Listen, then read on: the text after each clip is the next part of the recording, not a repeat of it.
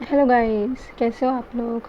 अब तो एग्ज़ाम्स बहुत पास आ रहे हैं। जल्दी से अपना हम संस्कृत का revision, not revision but yes let's see कि आपकी जो क्वेरीज हैं कि आप क्वेश्चन में कैसे लिखोगे, क्या लिखोगे, हम उसको कवर करते हैं as I promised you. Okay, so this is the first episode in which we will cover the Maheshwar Sutra, pratyahara and the swar bhed. Okay, and in other lecture will complete the आगे वाला पार्ट दैट इज़ कि आप उसमें question में कैसे लिखोगे। मैंने ये प्रिपेयर ही वैसे किया है कि आपको लिखना क्या क्या है। I am not teaching you anything, I am just telling you the basic things. Okay, पढ़ाई आपने बहुत कर ली है, लेट्स सी अब क्या पेपर कैसे लिखोगे। Okay, so beginning with obviously for introduction I wrote this वर्णमाला. So you should know that स्वर हमारे ई उ री री ए औ आई औ है एंड व्यंजन आर स्पर्श, अंतस्थ एंड ऊष्म। स्पर्श व्यंजन आर हमारे क वर्ग, च वर्ग, ट वर्ग, त वर्ग एंड प वर्ग में डिवाइडेड है एंड अंतस्थ आर य व र ल एंड ऊष्म आर श श स ह। Okay, then coming to the very first topic Maheshwara सूत्र, that is very much important and ये आपका डेफिनेटली 5 मार्क में ना आता है। मतलब इट इज़ समटाइम्स आस्क्ड कि you have to write the Maheshwar सूत्राणी लिखित। ओके, तो ऐसे करके आपका क्वेश्चन आता है, तो आपका 5 मार्क में जस्ट आपको सिर्फ माहेश्वर सूत्र लिखना होता है। एंड आप देखो ना कितनी इंपॉर्टेंट, कितनी ईजी चीज़ है। सो आप अपना बेसिकली सीधा माहेश्वर सूत्र हेडिंग डाल के you can start writing this part. Okay, so this is the Maheshwar Sutra. आपको लर्न भी होना चाहिए। Also this is very important from the viva perspective too, viva के लिए भी it is very much important. Also आप अपना जब पेपर करोगे तो आपका 5 mark question there are chances कि ये आ जाता है and this is very basic thing. Okay, so I own reel Rick A Onge I ouch hi वरट learn यम गर्णम जभय घरधश जब गर्दश खफ छठ थ चटतव कपया श श सर हल। ओके, सो आपका माहेश्वर सूत्र है, आपको इसको अच्छे से लर्न चाहिए। अब हम देखते हैं प्रत्याहार। प्रत्याहार में आपने बिगिनिंग से ही पढ़ा होगा that the first sutra is हलंत्यम। ओके, हलंत्यम, देन अदर्शनम लोपः, देन तस्य लोपः एंड देन आदिरंतेन संहिता। Okay, so this is the order जो हमारी Laghu Siddhanta Kaumudi. Also I want to tell you कि जो मैंने जितने भी आपको ये ऑर्डर जो बता रही हूँ और जितने भी वीडियोज़ में आपको बताऊंगी कि क्या कैसे लिखना है, दैट इज़ डायरेक्टली फ्रॉम लघु। ओके, मैंने प्रॉपरली लघु से ही यूज़ करके ये सब कुछ बनाए हैं नोट्स। मैंने अपना पेपर भी लघु को ही पढ़ कर दिया था। सो आई कैन टेल यू कि आपको ईजिली लर्न हो जाएगा, कोई आपको इशू नहीं आएगा। सो हलंत्यम इज़ द फर्स्ट सूत्र, देन अदर्शनम लोपः, देन तस्य लोपः एंड आदिरंतेन संहिता।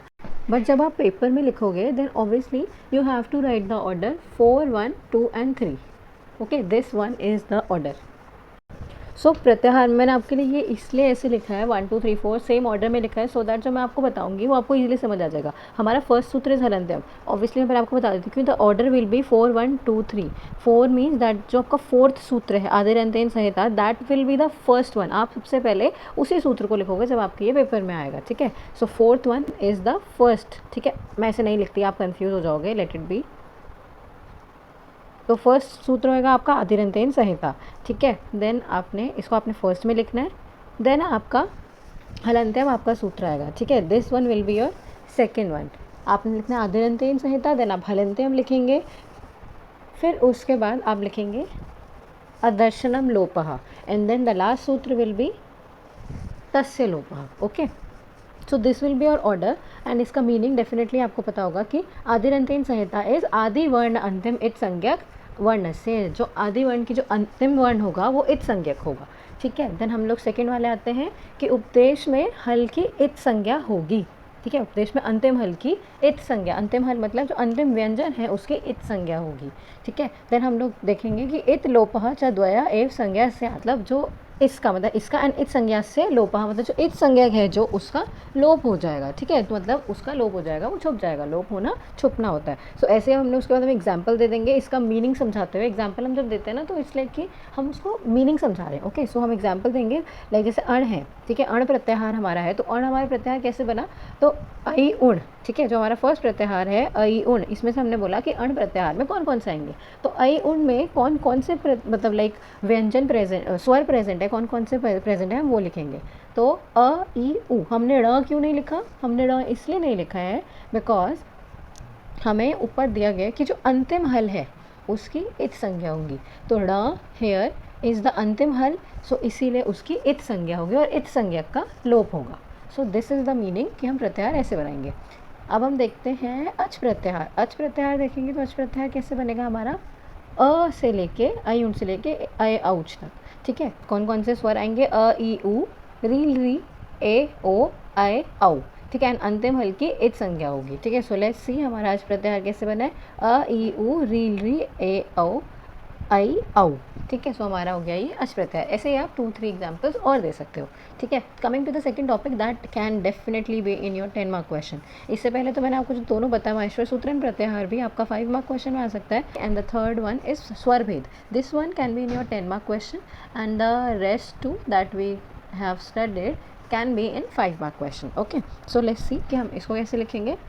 सो सबसे पहले मैंने यहाँ पे स्वर की डेफिनेशन लिखी है, अचः स्वयं विरोचन्ते, कि जिनका स्वयं का अस्तित्व होता है, दे आर नोन एज स्वर, ठीक है। उसके बाद अब हम लोग सीधा स्वर भेद पे आ जाएंगे। मैंने पहले भी अपनी वीडियो में एक बार समझाया था कि ऑब्वियसली हम हमेशा पेपर में वही लिखेंगे what ever is asked. If आपने वो वीडियो नहीं देखी है, that is your perfect exam guide, कि आपको सारे पेपर्स कैसे देने हैं, क्या क्या इंपॉर्टेंट पॉइंट्स हो सकते हैं पेपर करते हुए।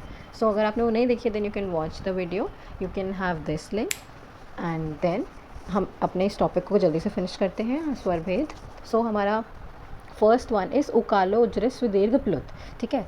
तो ऋस्व दीर्घ एंड प्लुत से हमारे 3 भेद होते हैं स्वर के, ठीक है। एंड दे आर लाइक वा कालम इफ कालो यस्य सो अच क्रमाद ऋस्व दीर्घ प्लुत संज्ञतः स्यात्।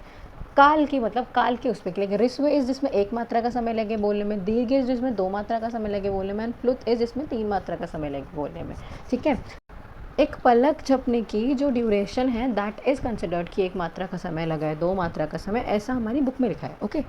सो कमिंग ऑन टू, अब ऋस्व दीर्घ एंड प्लुत के भी 3 भेद हैं, ओके, एंड दैट आर उदात, अनुदात एंड स्वरित। ऋस्व के भी ये तीनों भेद हैं, ओके, दीर्घ के भी ये तीनों भेद हैं, एंड प्लुत के भी ये तीनों ही भेद हैं।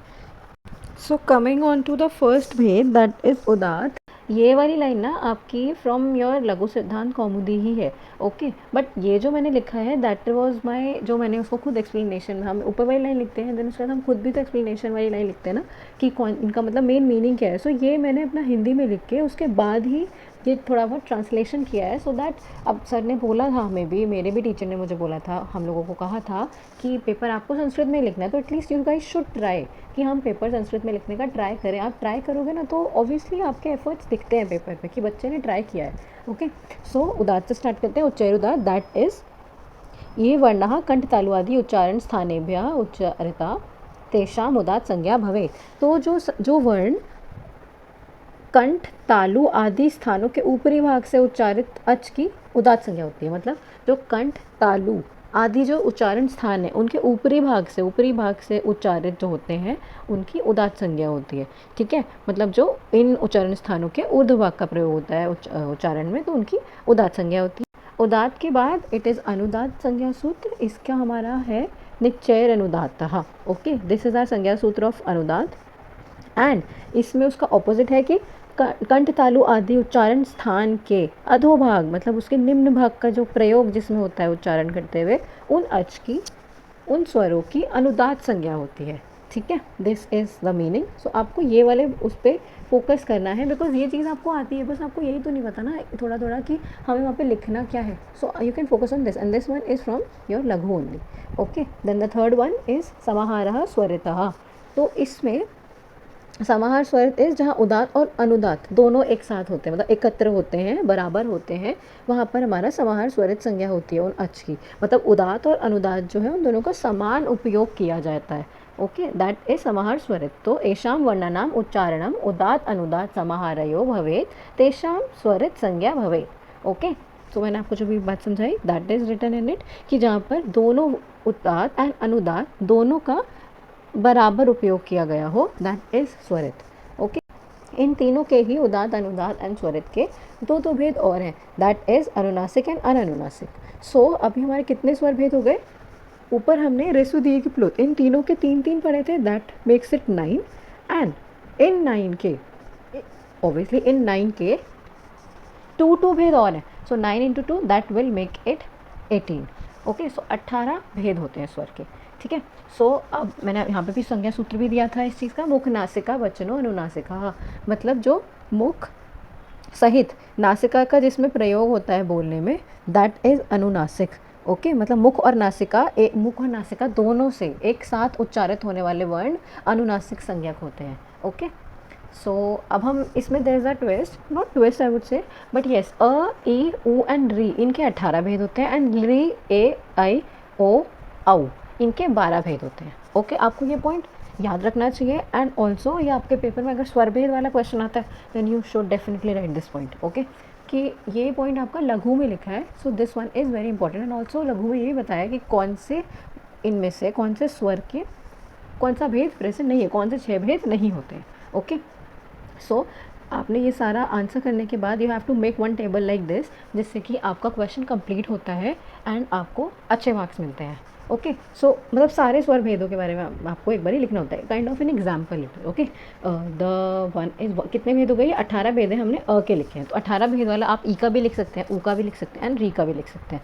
सो उदात अनुनासिक, उदात अननुनासिक, अनुदात अनुनासिक एंड अनुदात अननुनासिक, स्वरित अनुनासिक एंड स्वरित अननुनासिक। ठीक है, तो आपको ये सारे से लिखने, एंड प्लीज़ प्लुत में ना आप ये वाला सिंबल लगाना मत भूलना। Okay, this one is important, and रिस एंड दीर्घ का आप आराम से लिख लोगे। So that's all for this video. इसमें हमने 3 टॉपिक्स कवर किए हैं, that are first one was are Maheshwar सूत्र, that can be definitely in your 5 mark question, अगर आपको पेपर में आता है तो ये 5 मार्क में आ सकता है। देन हमने प्रत्याहार का टॉपिक कंप्लीट किया, that can be in your 5 mark question, कि आपको लिखना कैसे।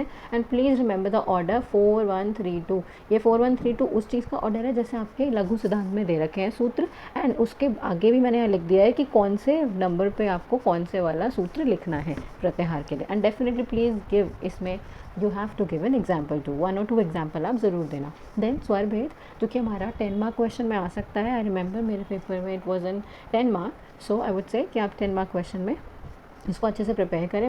आई वुड से कि आप ये वाला जो मैंने आपको प्रोवाइड किया है मटेरियल, आप इसको भी पढ़ लो, सो आपको अच्छी रिवीजन होगी आपके पेपर की, and definitely will get the idea कि आपको पेपर अपना लिखना कैसे। ऑब्वियसली देयर मे बी थोड़े बहुत changes, slight changes, but yes you can write this part too. Okay, like this too, so आप ऐसे भी लिख सकते हो, और अगर आपका कोई अच्छा ऑल्टरनेटिव मेथड है then you can definitely use that too. So आपने स्वर भेद भी अच्छे से प्रिपेयर कर लेना है, अच्छे से उसके सारे पॉइंट समझाने हैं, एंड उसका लास्ट में एग्जाम्पल देना है, that will complete your question and will help you score good. So I hope this one was helpful, and stay tuned. अगली वीडियो में we will be completing our सवर्ण संज्ञा. Okay, that is one of the very important topic that is asked in your 10 mark questions. Okay, then आगे की videos में we will complete the rest of the grammar part. तब तक के लिए keep studying. All the best for your exams, and please like and share the video.